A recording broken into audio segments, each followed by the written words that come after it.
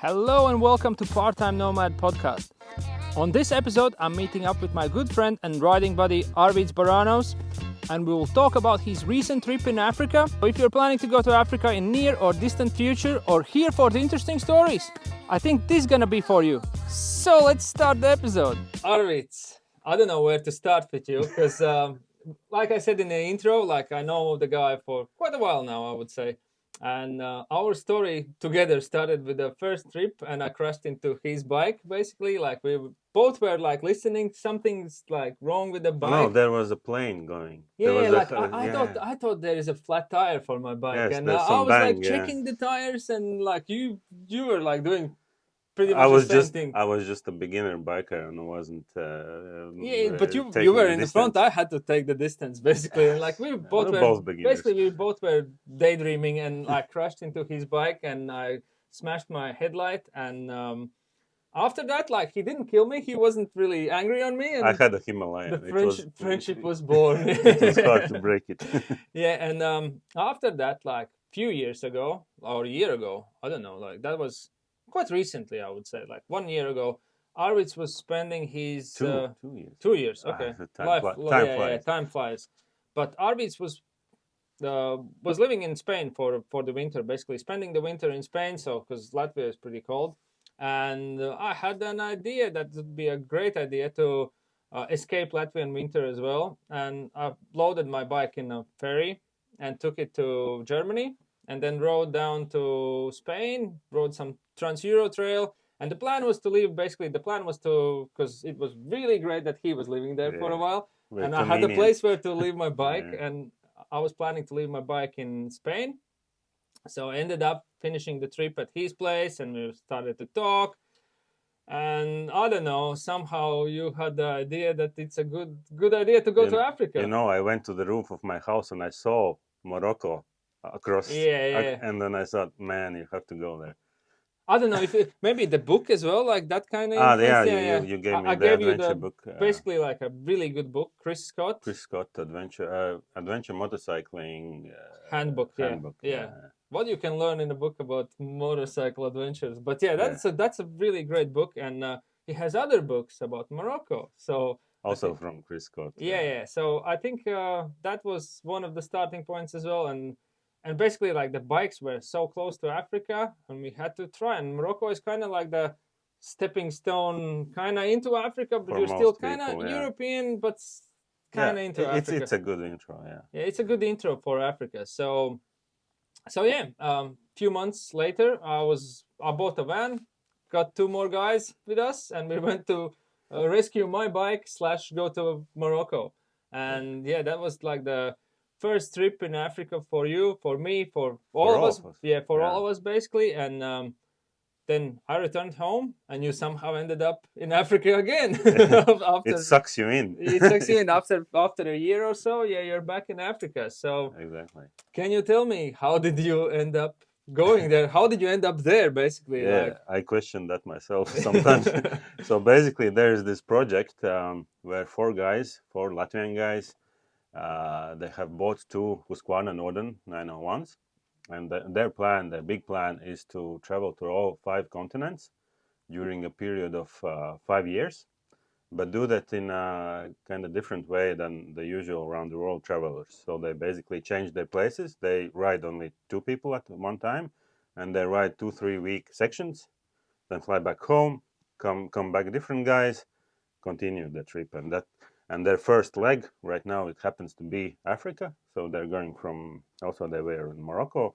Yeah. So they're going down via the west coast to Cape Town, where they have to end up in January, I think.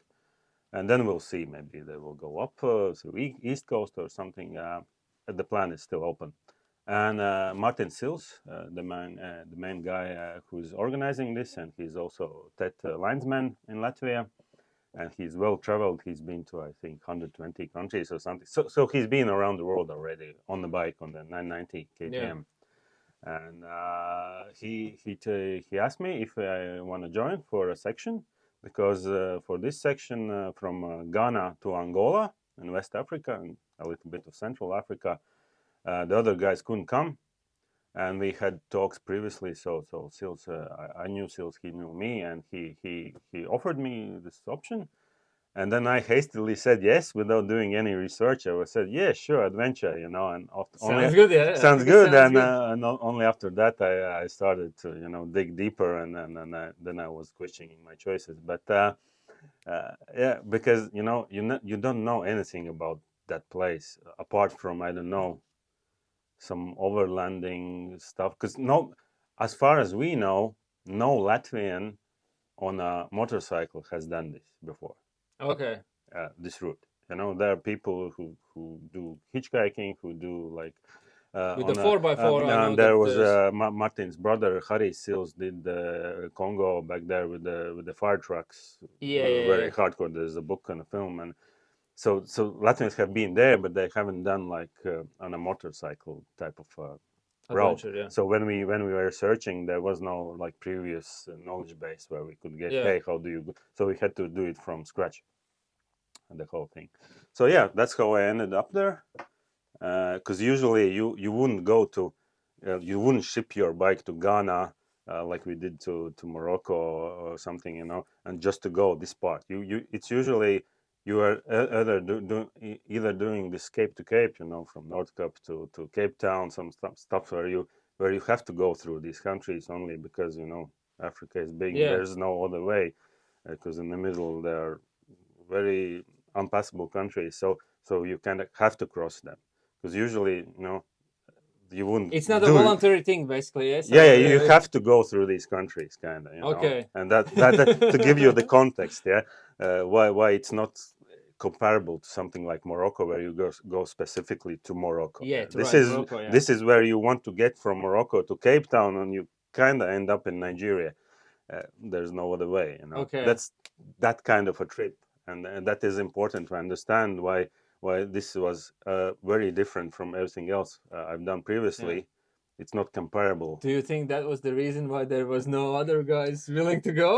Probably that's the takeaway. And if people ask, uh, should I go to Nigeria for my vacation? Yeah. My answer is probably no. Yeah. Those countries are not really ready yet for any kind of tourism, even adventure tourism. Yeah. There's just no infrastructure. I'm not talking here like luxury hotels and stuff. You can find luxury, but it's not meant like compared. Morocco is Berlin compared to Yeah. that. Infrastructure, everything like.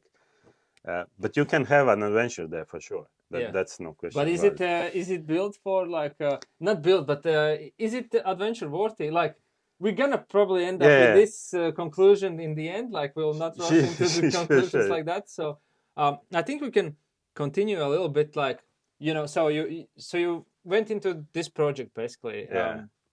Let's call it a project. Yeah, Yeah, it's that's a basically good like good name. Yeah. a project to travel around the road with two And bikes. also this small section is a project to get from A to B. How do you do that? Yeah, The big yeah. question mark. So firstly, like bike wise, you left your Tenere home. Yeah, you ride Yeah, Tenere, unfortunately. and you end up with with It was very more than 901. healthy for me actually, because we always make jokes about KTM slash Husqvarnas and Yeah, everything else, but everything, but those jokes are based on internet memes and stuff like that, and it was very healthy for me to actually ride that basically 890 yeah, platform bike for 3 weeks, do it hard, to get to know that bike. And then I actually recorded some after the trip during in my GoPro. I recorded my thoughts on it, like comparison to yeah. Tenere and stuff like that. It was good exercise for me. How was the first impressions when you get on that bike comparing to your bike? It felt like a big GS because it's wide. Okay, yeah. It felt like a cow, that was first impression. But that It's a was like big a bike. visual thing more, No, or what? the feeling when you snap, because it has these big Yeah, tanks. Because Tenere, it's very thin, yeah, and it when I came back, Tenere felt like an enduro bike. Whoa, it's a small, yeah, compact bike. That was first impression. Second impression was, okay, this suspension is good, because there are in Africa, especially in Accra, they have very huge these bumps, no traffic bumps, like with a normal car, you will scratch your bottom of the car. It's very huge, but they're very good for jumping. Okay. But they're proper jumps, and you with So they're the basically for people like Nigerians or no, or no like Ghanaians, yeah. Ghanaians to reduce the speed in the Yeah, town. it's Yeah. just So speed bumps, but they're huge speed bumps, okay. and it was great jumping them with the bikes. And of course, there the first impression was okay because they had upgraded the suspension because the stock Norden it was before there was this expedition model. It Yeah. came with very crappy VP, but still crappy the suspension, Okay. very bad. So they upgraded So it. the suspension was good. Yes. It was good until it all the oil went out, but. Okay. And how was like the bike overall? How did it feel like riding? You said like the first impression was it's big, but did it feel like big when you ride it as well? Or I was expecting it to be something different. I was suspecting it because it costs like twice as more or something, and almost 17, 6 or 7 grand? 17. Now Yes. it costs 17, 15. So Yeah. I was kind of expecting, okay, there is this holy grail of motorcycle and it should be amazing. It was good, but it wasn't like Yeah. day or night difference to Tenere. It was okay bike, good power, but not like screaming Ducati type of power. Okay, Yeah. you can feel that it has a little bit more. Of course, there are electronics there, but we will get to that later. But it's just about, these days, middle-size adventure bikes, they're more of the same. Yeah. That's the thing. There's small difference. They're not like big. As more bikes you try, as more you realize that they're Still a like 200 they're kilogram really something. similar. Like obviously there is things that are different, but there's like Yeah, the it's not like a deal breaker, any of them. if it's 8,000 euros or 7,000 euros difference, yeah, that's yeah. Yeah, then after the trip, It depends on your I needs, didn't I have think. this feeling. I wish I had bought a 890 or a Northern. Yeah, I hadn't this feeling. Oh, that was okay. Apart from the whole Yamaha fanboy thing, I didn't like feel it was. I would choose any bike. It was both bikes are good, but it yeah, wasn't. I wish I had that bike. But it's okay. It's a good bike. From riding perspective. yeah, I don't know how it fares for. I'm just a bit worried about how it will take the yeah. 5-year project. So So yeah, let's go further. Enough with the bikes. enough of the Enough with the what bikes. But about? we're gonna at the end we're gonna talk about like things that go wrong Yeah, and yeah, things like that. But not much. Spoiler alert. yeah. So kilometer wise, like how long the distance was, I think it was 5,500. and you done it in how long? A little less than 3 weeks. 3 weeks. So a lot of riding. So yeah, That that's is quite a lot of riding. that is a lot. That is basically 500-kilometer days was normal. So Okay. if you compare with the riding like that or something, 200 Yeah, yeah. kilometers, 250. Was it a lot of tarmac or was it off road? Not Yeah, off road, but like yes, gravel because for roads, that like fast gravel roads. Or we didn't. Well, let me get this straight. In Africa, you don't look for off road. Like, let's draw a track. yeah, yeah, You basically draw your track in Google, well, from A to B. And you're happy that the road is good. And the road a lot because we had to do so many kilometers. We couldn't afford like to search for off road, so we did search for good roads. yeah, So if there was a good tarmac, we were happy to do it. This is different than riding in Europe where we search for yeah, gravel yeah. stuff. And of course, sometimes the tarmac ended and there was mud, gravel, a lot of potholes. It would be much slower to do it in a car because you have to navigate the potholes, and the potholes is half car deep, Yeah. But with a bike, you can go quite fast through them. So the speed was okay, actually. Only in Nigeria where you have like these checkpoints every 1 kilometer, and you could ride faster, but you have to not stop. You have to slow down for each one. They wave you through. Yeah. So and that was annoying. So you could go faster, but you stop and stop and stop all the time. So basically, like the planning wise, you didn't have to like plan like we usually do. Like, oh, let's find some cool road or something. When I planned it, I did some points of interest where I wanted to visit, like some jungle stuff, and then basically drew a track, a good road track, automatic thing. I didn't especially search for, Technically, how did you do it? Just like Google Maps, or did you use a like mix also of Google or... Maps, Locus Map, this routing stuff, and I didn't check mountain bike. I checked road, because really you don't need it there, And if it rains, for example, then all the roads turn to just mush, Yeah.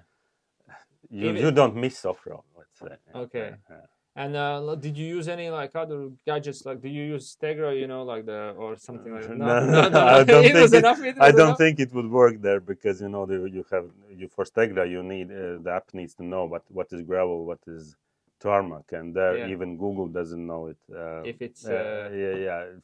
Because usually if you drove in Google from Ghana to Angola, it will draw a very weird route via borders that don't exist over rivers because there are yeah. no bridges, for example. So you do have to check in satellite. So you have to double check in satellite. You have to double check in Google, normal Google Maps, then locus. So you If basically you you can need actually go three to. four maps that you compare. And Iowa Overlander, of course, was very helpful because you need for planning such trip you need not only your navigation like apps that do, but you need local knowledge from people who have been there, especially recently. Because in Africa, everything if an info is a year old, it might be too old, like about a border crossing or something. Okay. You need because there are good groups like West Africa Travelers Group on Facebook where people are the boots on the ground. How I say it. Yeah, you need like right now. Is it possible to go through there? Okay. You So need with all like this information up to date.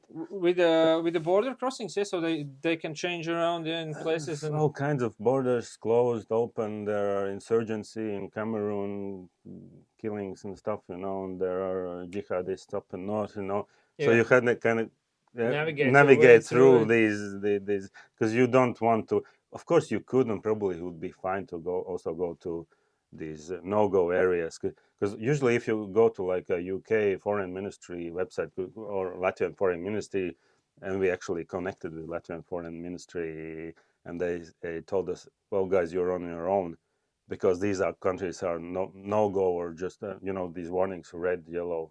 Most of them are yellow, some of them are red. So basically, don't go there. That's the official like government Yeah. suggestion. So you are on your own there.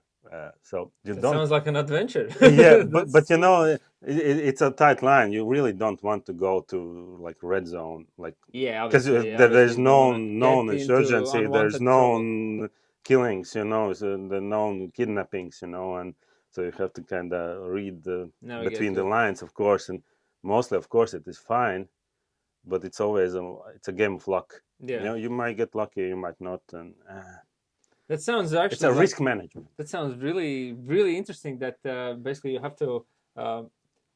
Planning your route, you're not looking for like the adventure. The Of the adventure finds views, of the yourself. Yeah, views, of yeah. the So views. Yeah. you're basically trying to avoid the adventure, which yeah, Yeah. which kind of sounds really adventurous. That You still get one. yeah. You're still gonna that you're still gonna get one, and you Uh, just basically try to avoid the adventure, and the adventure finds you you. try to get home Yeah, because you have it's family at completely the home. opposite what we do usually. We Yeah, try to like yeah. look Let's for get more some bad road. adventurous roads, and Yeah. That's why it's quite different. so let's go through the countries basically. Like Yeah. you said you started with Ghana. Like for me, like I have some map. Like I know the shape of the map of Africa, Surfing. and Ghana and Nigeria, Also and the I size, don't know. because we usually because the world is a globe, Yeah, and the sizing of continents and yeah, how Africa looks on the map and how Europe and it's all squeezed, and when we yeah, look yeah, at it on 2D, it's all weird. And yeah, so basically, if you look at like draw a middle line in Africa. In Africa, you have Sahara, where we were, like the dusty regions, yeah. and there's sub-Sahara, and it goes. When you look in satellite map, Africa is very green in the middle, so it's basically rainforest. Okay. It's not Africa. If you think Africa desert, it's not the case. Desert is only up and down. In the middle, it's all very green, lush green, very wet. Basically, also like Amazon, this Yeah, yeah, equator zone.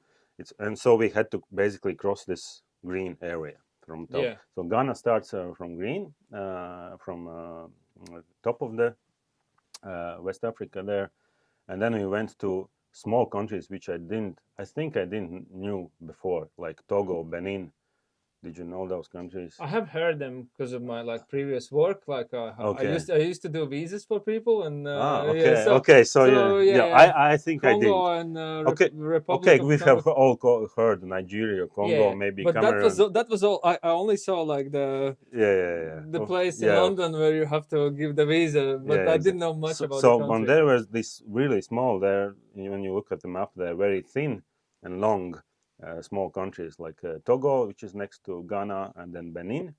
And after Benin, you go to the big Nigeria, which is a huge, huge country. It's 220 million people living Yeah, there. It's just for our kind of for a European, like the size wise, the country Poland or bigger? Nigeria Yeah, bigger, a bigger. Yeah, lot so bigger. it's a lot more kilometers to go through. Yeah. Yeah, Nigeria is huge. Nigeria is just, I think it's the biggest country in Africa. Maybe Okay. I might be wrong. So yeah, Nigeria, and they have states like in the US. They have like Taraba state and this state, like the state system, they're like separate countries, and you could actually feel that when you cross the state borders, it feels a bit different, the Okay. roads and everything. Then there was Cameroon after Nigeria. After Cameroon, there was the first Congo, because there are two Congos. There was the Republic of Congo. That Uh, was the first one. Yeah, yeah, Republic the, was. after Cameroon, and then after Cameroon, which we didn't know if we will cross or not, there was DRC, for short, Democratic Republic of Congo, which previously was called something different in Belgian times, I think. And after that is Angola. And Angola already, when you dive up in Angola, it's already it's a different world compared to these countries in the middle. It's much more Advanced. developed already. As farther south you go, the views become more. It becomes after that you have Namibia, and it's already tourist destination. So Yeah. basically in Angola it starts to get back up. And your trip finished in Angola, yeah? Yeah, we finished in Luanda, in the capital of Angola. Left our bags there, and they will continue in, I think, in January. They will have the fun part. They will have They will the have the easy. beautiful They will have the views. Yeah, yeah, yeah. beautiful views I and mean, easy part. So no, going not easy, but like beautiful. yeah, Yeah. going back to like visas. Like if anyone's watching, like obviously willing to do this, like Yeah. if you're crazy enough, Yeah, yeah. Yeah, visa. how is it like?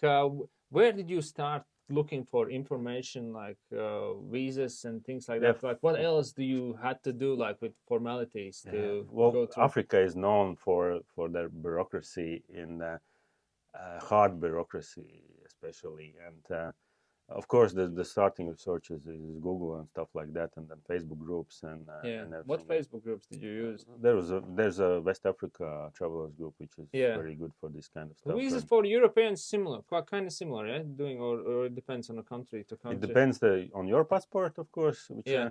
and then of course our problem in Latvia being a small country, we don't have embassies for all Yeah. these countries, and we got lucky, well, let's say lucky with Nigeria. That officially, because you have in Europe these embassies that they're serving many countries, like South Africa embassy for Latvia is in Sweden. Like they have regions that they Okay. Yeah. serve. And for us, for Nigeria, our embassy was in Kiev, but when the war started, they moved temporarily to Vilnius, which is much better That's much easier. because to some of these embassies you have to go in person and do the Yeah. application, and of course Vilnius was much closer, but still it would take a lot of email. Nigeria it's the one of the most painful, apart from maybe South Africa, visas that you can get, because the communication is quite hard. You send thousands of emails back and forth, and you have time. You have to get the visa in beforehand, and it was really, really last minute. Last week before leaving, we actually got to Vilnius and we got our visa. Other visas, there were some countries like these small countries, Togo and Benin, were very easy because they had e-visas. You just go online, pay some of money, and Yeah. you get your PDF with a QR code, and it was, wow, this is Europe. But then there was like Nigeria, that was, you had to get the stamp in the passport, and other countries like Congo. both Congos. We knew that our closest embassy is in London or something. We won't make it, so we tried to make. I did the research that we can make these visas on our way. So in Accra, there were embassies for both Congos, and I found on iOverlander information that you can do it there on spot in 24 hours or something, not a week. That is usually the time. Yeah. So we kind of put our bet on that. So we arrived in Accra. We reserved more days there, 3 days, I think, to get the Accra visa is in section. Ghana. Ghana, yeah. So Yeah, that's Ghana at the capital. beginning of the starting, trip. yeah. So basically, we spent 3 days in Accra, riding around in shorts on our bikes and getting all the formalities. So we got both Congo visas sorted there, and when you have that in your passport, then you're kind of okay. We can get this through, because when we arrived in Africa, we didn't still have all these visas, so there was still a deal breaker, kind of situation. So when we get the stamp, and of course it cost a lot. These visas cost a lot, like 200 for visa, 250 for visa, even for a small. If you need to, like, if you see the map, you have to cross this small stretch of land in one day, basically, but you still have to get the visa for $250 or something. So it was a lot of money, a lot of time to get these visas, even few. And for like we tried to get transit visas where we could, like for example for Cameroon, they give you for 4 days. You have to cross the country in 4 days. Yeah. We were late. So because you have to define a precise date when you arrive. Yeah. And you can, when will I arrive? You don't know which day you will arrive in Cameroon. Like in so any motorcycle trip, you never know exactly. how it's gonna go. So like, we approximately tried to get, and then we ended up in some off-road parts in Nigeria, and so we were late. Yeah. And we overstayed our visa, and never ever do that in Africa. Never overstay your visas. It won't be like, okay. So we arrived at Congo border with our 2 day late or 1 day late visa, transit visa, and the guys on the border, already in French, of course, because it's a French-speaking country, and our French is less than zero. So basically, they said, "Fuck off, go back to the capital, get a new visa," which is basically impossible. Not like in a 1 day. It's a 2 week thing, probably, and we won't let you out of the country. And well, that was a kind of deal breaker situation. But then we found a 3-minute gap there in that whole 3 inspectors standing around you, very angry at you, and we found a 3-minute gap where I pretended they didn't see us, and we took our passports and got the fuck out of there. So you basically like run out of the country, yeah? Yeah. So basically, we didn't get stamped out officially out of Cameroon, so we are still in Cameroon, like legally. So if I would return to Cameroon right now for whatever reason, I'm technically not stamped out of Cameroon. I don't have a stamp on the passport, but it is much better than getting stuck in Cameroon. Yeah. And so you're saying basically like you would go to the embassy, you wouldn't probably get like a chance. It's a hard process, and from perspective of now, we would have probably made multiple applications for multiple transit visas in a row, so that if we get late, we get the next visa, something like that, But that you do these things back at home. But you have to pay for each application anyways. Yeah. There was an online payment error on their website, and we kind of didn't pay for Cameroon visa. Okay. But we had to pay. Kind of like cheap and yeah, but otherwise the visa is very expensive. Okay. But there was just an error on the e-visa website that kind of said that the visa is paid, although I didn't enter any payment in. Maybe they will take it later. They have my passport. I don't know. They will make a credit on my name. Crazy stories like this. Exactly. Like from one side, like I would like to do the same thing, but from the other side, it's Martins is very well traveled, and it was the only place where I saw in his eyes, well, this could get ugly, because he has experienced previously in other trips where there's a bureaucracy and where he has to basically that means you are stopping your trip, you're parking your bike, you're either going home. It's a deal breaker type of thing. It's not like you squeeze through the needle there. And then who of you decided, let's go, let's just No, it flee was the like country. it was no, it was like you get the temperature in the room, and there was one guy from the side trying to translate us, and you don't you have to in these situations you have to read the room, and Yeah. the temperature, and So they do kind they of want a bribe from you? Do they want to? yeah. What's happening? So they kind of gave you a clue or no? Or, It was it wasn't like straight. Yes, let's go. Go now. yeah. It was like. I'll look into my book right now. I feel something, and Yeah. it's really hard to And of course, nothing of that is filmed because they take away your cameras if you try to film there. Obviously, yeah. So that is left for like stories like these. But yeah, it's an interesting experience from now looking back, of course.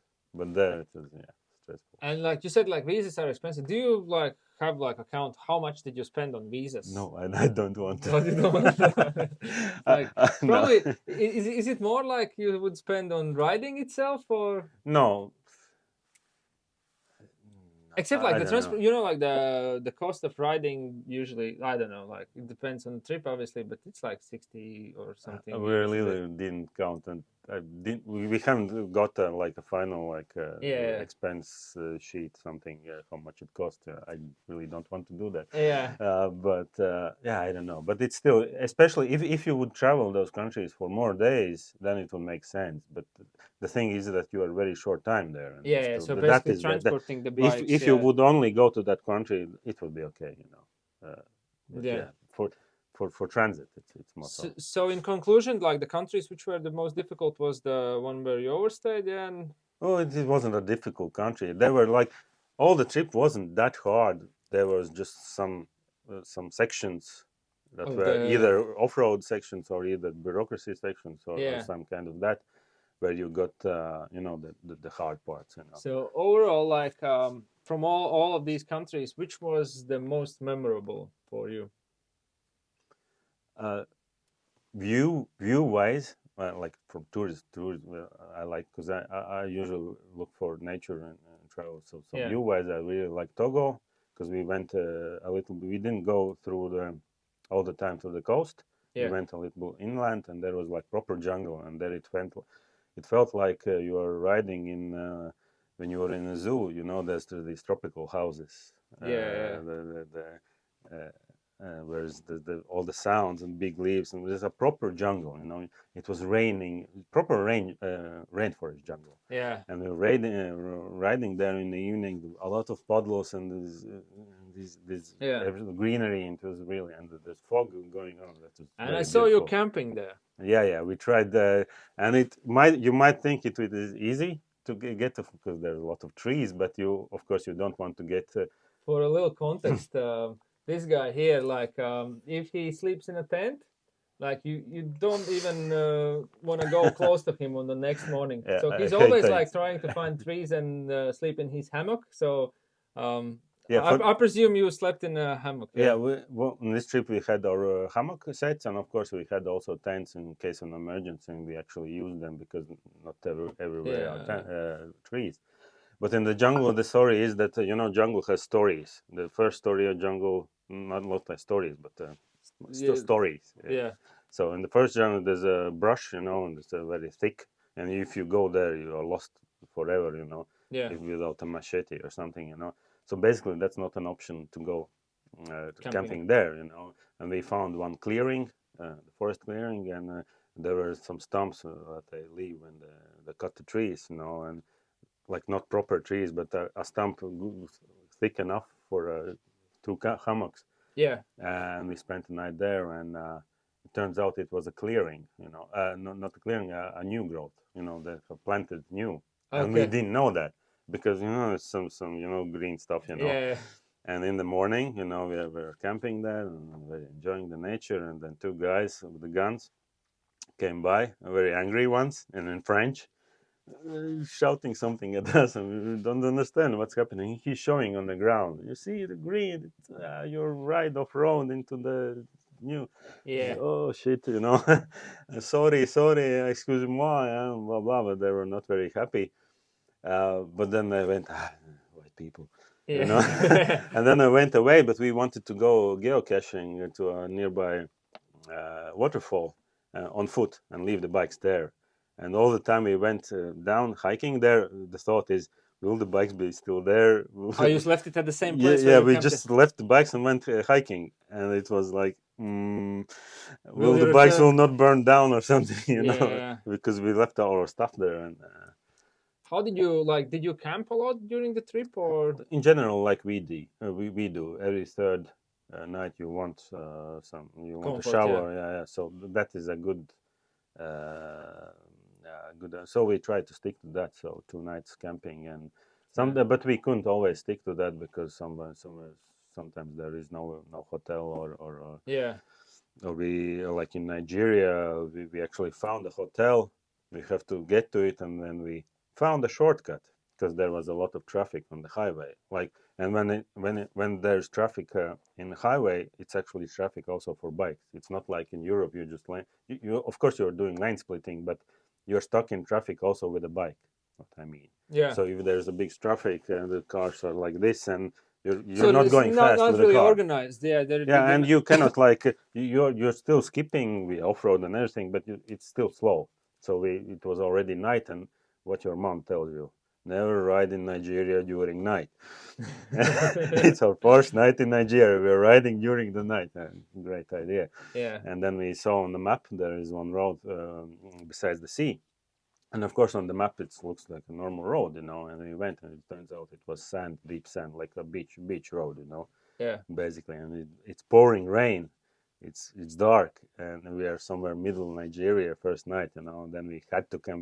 We decided, yeah, okay, let's just hide behind some bushes and pick Pitch the tents. pitch the So yeah. tents, and probably nobody will come because this is like off grid, something like that, and there are like millions of mosquitoes, and that is of course as well because there's malaria, and you're sitting. Every time you get into your tent, there are like hundreds of mosquitoes inside the tent with you, and Yeah. and then you're thinking, what percentage of them do I have malaria? Yeah. But thankfully You're we thinking didn't. of the chances of Yeah. survival there. Yeah. The probability theory. Yeah. But so they're getting like they're smaller mosquitoes than like No, here in Latvia. it's like Just they regular they mosquitoes. just get in, yeah, in the tent. Yeah, there's so many by the sea, and Yeah. yeah, because we didn't have any, like, there is actually no Was the drugs. seaside beautiful? No, it was very trashed because there's a lot of plastic, and Yeah. it's not like our sandy beaches. It's Yeah. sandy, all right, but it's a lot of plastic coming from the ocean. Not only African pollution, but it's coming through from anywhere in the ocean. Like talking about the gear, like your all the gear was already on the bike. Yeah, as I that's presume. the You only idea. had to take your underpants. Yeah, basically, your helmet, and that's the idea, that the bikes are fully stocked there. with everything, like So the you camping basically gear, like the yeah. So You can just camp come with and your private tools and everything was there. exactly. Did you have to use much tools? Some tools, yeah. My brake seized, rear brake. Sometime in Cameroon, the bike stopped and it wouldn't. Yeah. And That it's was not like when because you of the mud, or maybe we tried. We didn't really know what was the cause. I had to pry the brakes open, with the pry bar. yeah. And if the brakes overheat, then you lose the brakes. But in our case, they just They just stop. And stuck close. there were some. We called back to Latvia, to Husqvarna, and asked what could it be. There was some Can we idea. take the bike back? Yeah, where's the closest dealer? Yeah. No, the closest dealer will be in Cape Town probably. Yeah. So So no luck with that.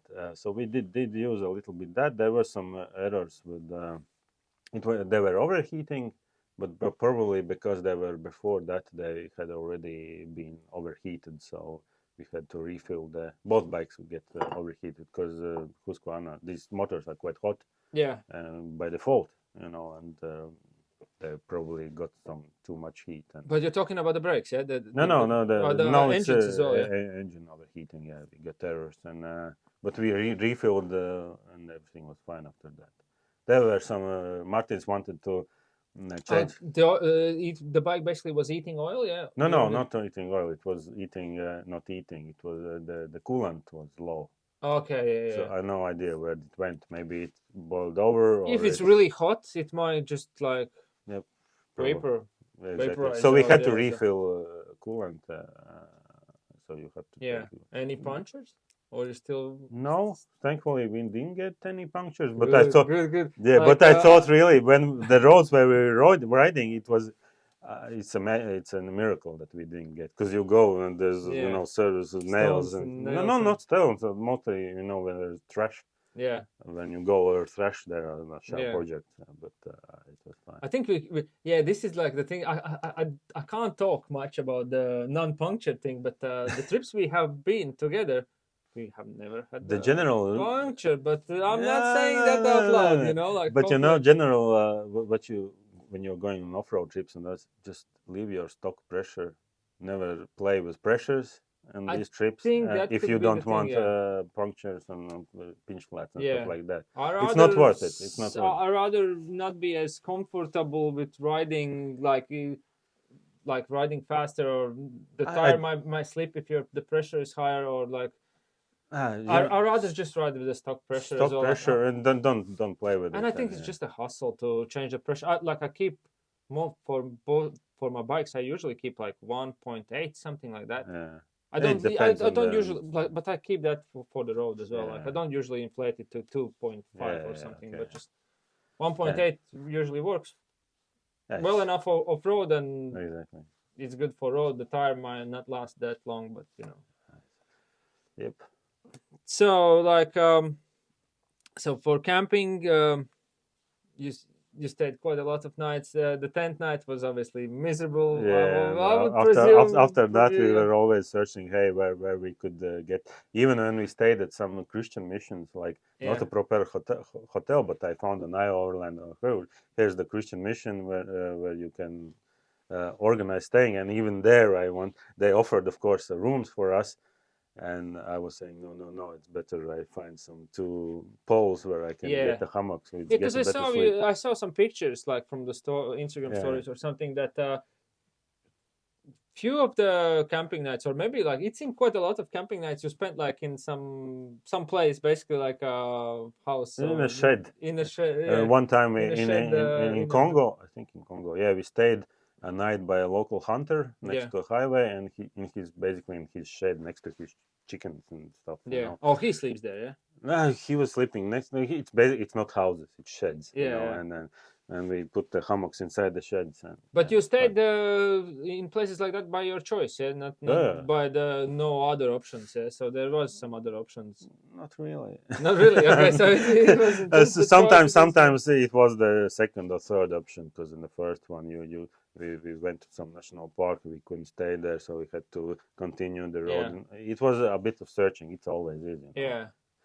Uh, How is it like staying in the wild? Like obviously, because there might be yeah, some animals there. by the in Congo there was a nice clearing, and next to clearing there were big these baobab trees and Yeah, something, and I asked the hunter, "Can I stay there?" And he said, "No, no," in French, of course. Gorilla morning, maman comes, no, no. So better stay in okay, shed. Yes, so yeah, there's that because that kind of animals. I don't know. There are probably some snakes and stuff as yeah. well, but we didn't But there are encounter. some larger animals as well. Yeah, that can Well, gorillas, yeah, some, obviously but like they don't have like lions and stuff. I don't think it's yeah, further south. because So Africa sounds like lions yeah, lions. and No, they do have elephants there in the jungle, but yeah, you're not staying in the middle of the jungle. So it's yeah. next to some road or something. So, like, any other interesting stories from the? We're kind of going towards the end of Yeah, the yeah. Well, podcast. Like, towards the end, speaking of towards the end, there was this question, the big question about DRC, the Democratic Congo, yeah, which is basically, if you look at the map, there's there is Congo, the regular Congo, there's Angola, and in the middle they have like dig through to the sea a small strip on DRC, and you have to kind of go through it, you know. yeah, And the other option is to take a ferry because there is a Angolan exclave between Congo and DRC, a small part which is Angola, but it's separate from the mainland Angola. So you go to there and take a ferry around. But that ferry, apparently, if you've seen Ichi Boots, she did the ferry crossing there, and it was quite stressful as well. And the ferry is it doesn't go like in Europe on a timetable. It goes when it's full. It goes when the crane that puts the bike inside. It's not like a Tallinn ferry. Yeah. It's a small ferry. It goes when the crane is working that can load your bike, and it was apparently broken. So it was a big gamble. But since we got the DRC visa in Congo, no, in Accra, so we had the visa. We decided let's try to go overland through DRC. And about DRC, it's always the general suggestion is you shouldn't go to DRC uh, security wise Yeah. because it's 50, 60. And 50, 60, you live or you die. Yeah. yeah. And so there was a big unknown, and there's if you and there's a very large cities which is Kinshasa, which is on DRC side, and Brazzaville on Congo side. There's big, it's huge, like New York's biggest cities in West Africa, and the Congo River goes between them, and there's no bridge. There's no bridge. They're not connected. And speaking of borders, these countries are not well connected between themselves. All of these countries, because there isn't much trade probably going through what I sell bananas to each other. Or, there's external trade, but there's not trade between them. Okay. So there's not a good connection. That's why border crossings are hard because they're not well developed boarding. So in DRC, we thought we go to the sea and across this small part we overland and skip it to Angola. And we knew that, but between Kinshasa and Brazzaville, there's an option to get a boat for your bikes. That's over the river, yeah. Yeah, That's over the big Congo River. Yeah, and crossing the from the cities to DRC, and it was like, man, it's not possible. But let's try. Let's just go there and look at that situation on spot, because on iOverlander on Facebook they said it's very stressful, very expensive. It was basically just a nightmare just to end up there.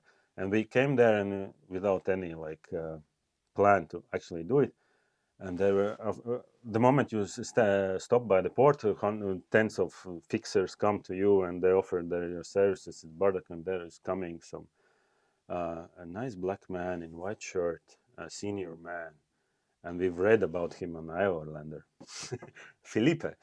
Okay, he's the famous guy. Felipe is coming in slow motion towards you, and we say, "Hey, Felipe." He doesn't know us, but whatever, Hey, Felipe. And yeah, I'm Felipe, and he actually helped us. He was like our Jesus there, and of course, it still cost us more than 200 something. So we are organized just across the river, yeah. And not in a ferry, but in a boat. So basically, it's a ferry. All the people going when you're on foot, you're going with these small ferry boats, speedboats, basically, over the Congo River. It's a big. There's a Congo is huge, and there's rapids, and it's not an easy river. And so basically, our fixer helped us there. We still unfortunately had to pay some bribes here and there to get our stamps, because they say, hey, you want your carnet stamped, then get this, get that. By the way, talking about visas is the one thing, but the other thing is like the documents for the bikes. We used carnet de passage, which is much easier than doing temporary imports on each border. So basically, you have this yellow document. You have to get all these correct stamps. You have to basically you get the carnet. How does it work? Like for me, like I have. Yeah, carnet de passage. It's for you need at the beginning. You get it in Europe. You get it in Europe. In Latvia, the ADAC, the lamb thing, support them, and so basically you make this document in Latvia. That's like a customs document. Yeah, and every country you visit, you get every country that supports carnet. For example, Angola doesn't. Angola had to do a regular temporary import. Yeah. And temporary import usually is like Morocco. We did, yeah.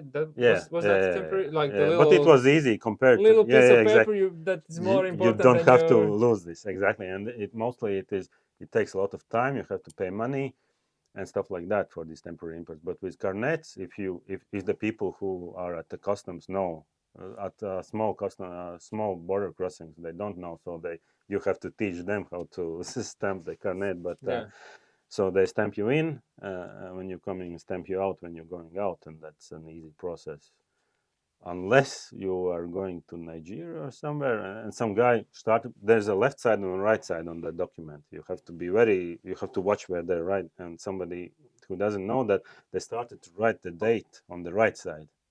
And he's no, wrong, right on the left side. So, oh, okay, sorry, I wrote on left side. But when we were exiting the country and trying to get into Nigeria, yeah, and the customs guy was like, "Hey, you have wrong date here. I won't let you," And we had to really pay attention. But then we kind of, we told we will call our embassy and we threatened them, so he let us go. But you still have to pay Yeah. attention.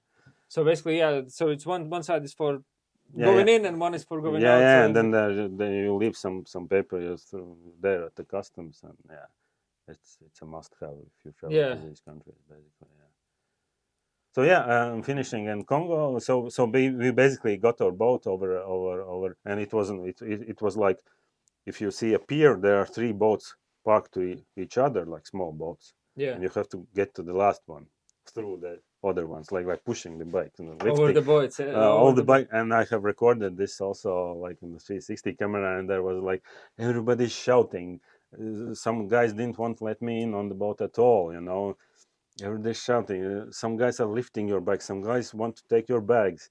It's just Manic experience. yeah, and then you end up on that side, and you have to get up some steep incline. They're pushing, then there's some blood stains. There's somebody cut their leg. There's blood on the road.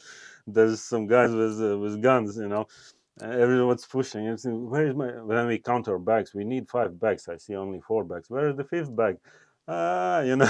So did someone take your bag in the No, end? no, they didn't bring the bag, and then of course we had to pay these guys who helped us, and Oh, the each guy who like. yeah, and they were Okay. arguing between themselves, hey, this is my client, no, this is my client, and then we actually, what was good, that we found in on a local biker club, and with bikes, that's why traveling with bikes is so good. In every country, in any world, when you meet other bikers, you are like a family, Yeah, and yeah. they helped us out. And there was a guy meeting us on the other side of Congo River, a biker guy, and You arranged that in advance, yeah? Or no, we found that guy in the port, okay, on the way Brazzaville, there. on the Brazzaville side. He saw us. He's also a biker. He came. We talked. La la la. Yeah, some calls, WhatsApp. La la la. Yeah, how it works. Yeah. And he gets some friends there, and then they actually helped us to escort us through DRC, which wasn't that bad in the end. It was much worse in the news than it was Yeah. actually riding there. It was still Africa experience, but it wasn't that bad. Yeah. And they actually escorted us through the heavy rain, heavy traffic to Angolan border. Like How guys long was came the with us escort? Basically, that was one whole day. Yeah. one whole day. Yeah. And they came with the bikes. They were happy to help us, and they showed us in the evening Kinshasa around. They took us to a restaurant, and so basically showed Cool. us Yeah. around. I think experiences like these they just Yeah, add of to the course, trip a yeah. lot. Because Yeah. if we wouldn't meet them, we wouldn't find that place. We wouldn't, Yeah. organize stuff like that. And it's very helpful to get in contact with like bikers, like true bikers. Yeah. For them, it's a happy day. Yeah, obviously, like if you had someone from like any African or like any country, basically like living in like going through Latvia, like a Yeah, exactly. adventure traveler, like it's really Yeah, interesting for you yeah. to You want to join in. sit Like down. it's really like I met a few guys who like actually twice there was people who just came from Australia, like during the Arvids Cup, and it's Yeah, just like so interesting that like the guy from the other side of the world yeah, is basically exactly. like going through Latvia, What? it's kind of an event, I think. Yeah, Yeah, it's of course. It is, yeah. so the main question: would you do it again? No. No, yeah, No, it is, if you think about, when you have like memories, if you have a bookshelf of memories, and in one shelf you put, oh, this was an epic trip, this was a beautiful, this was a tasty, this was a yeah, chill, and this was hard trip, and this still has a place in that bookshelf, but it's a separate section where you have these special memories, which is very hard to put in words, but it is like, yes, I did this. It's like very personal, because I did this. It has no other like yeah, meaning to anybody else, really, because I didn't see any epic views or anything like that. Or So it, there was no epic views, no? quite little, yeah, in terms of like compared Yeah, compared. Yeah, it wasn't about the views, or it yeah. wasn't about. It was more like a challenge, more It like is a experience. challenge, but it's mostly challenge for the challenge sake. It's not Yeah, because I personally, that's why for me this format maybe is a bit foreign. For me, I like challenges. It's okay to have challenge, but to have some reward after the challenge. yeah, A view, a nice spot or yeah, something. But here it is challenge after challenge, just for the sake of the challenge of yeah. fighting your way through this part. But you kind of like I think it's a in a good way. Like you basically you see how it is. You experience yourself instead of like yeah, yeah. like me looking at the Instagram. Yeah, and it was like, and it was a good training in case. So when I know if I want to travel to some other country, I have this experience with this hard experience, the visa and everything. Yeah, But it will be easier to you do will just other things. take it more easy Yeah, yeah. as well. So Like that kind of experience is very important. you You make know. your like senses more dull, basically Yeah, in a yeah, way. It's you like put your whatever, like stuck in the embassy. Oh, whatever. stuck in some bad traffic in India. Yeah.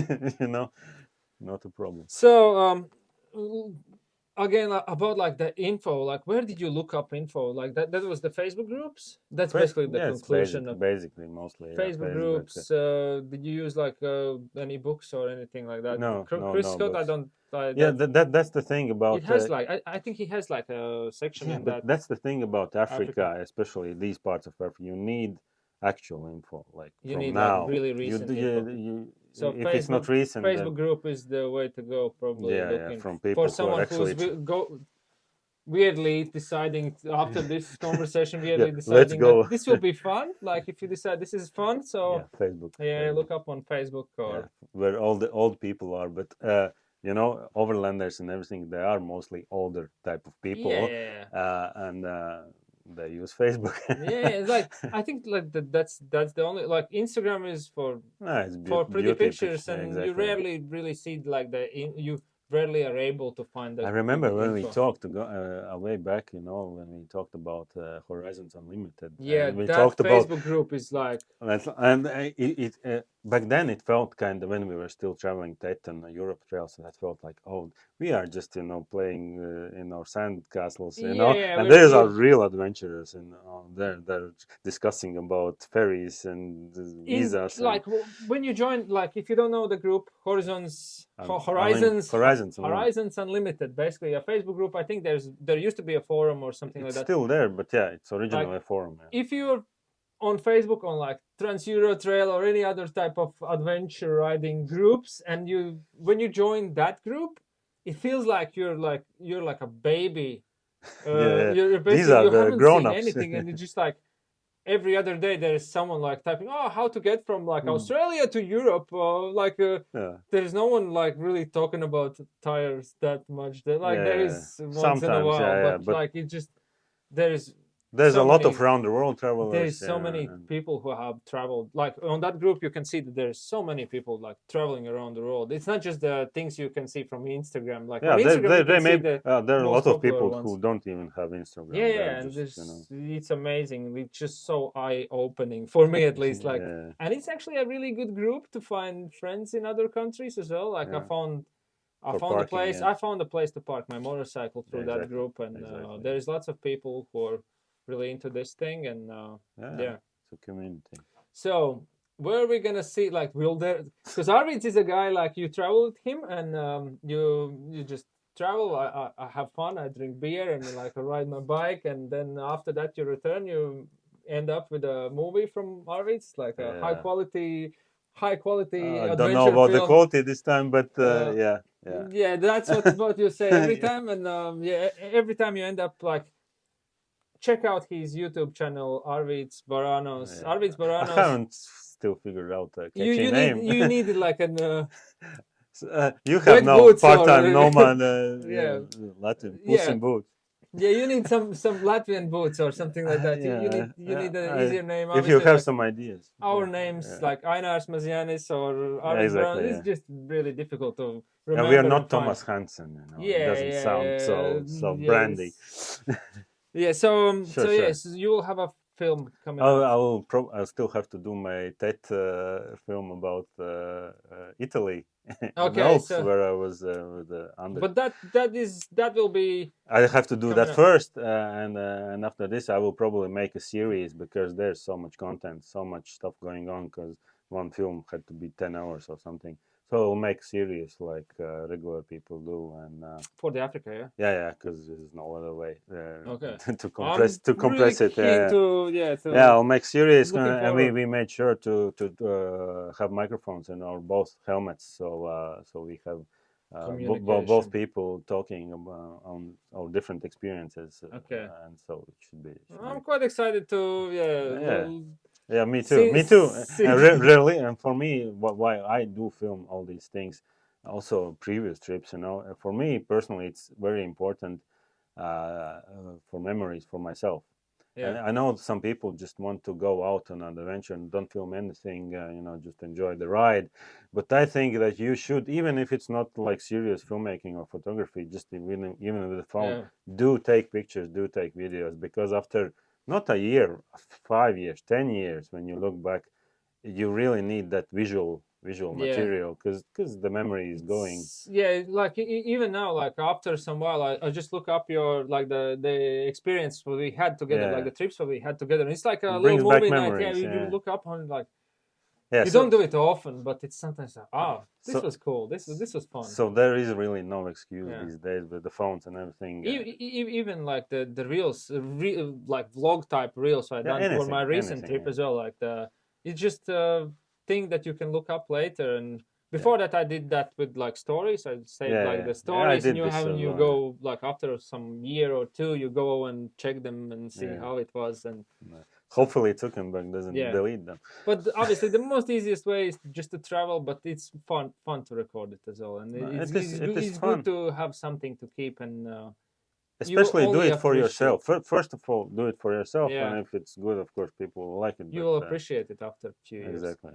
So yeah, thank you for talking to me. That was Thank you. was it. You don't have any like my tea, Quality. this tea, which still smells like Coca-Cola. But you have a Mommins bag. Yeah, branded cup. So yeah. So thank you. Thank you. And hope you will have more adventures like this, and maybe Probably something maybe different. next time take me with you. Yes, we have some. Thank you for watching, and if you enjoyed this episode as much as I did making it, please press the like and subscribe, and we'll see you at the next one. Bye!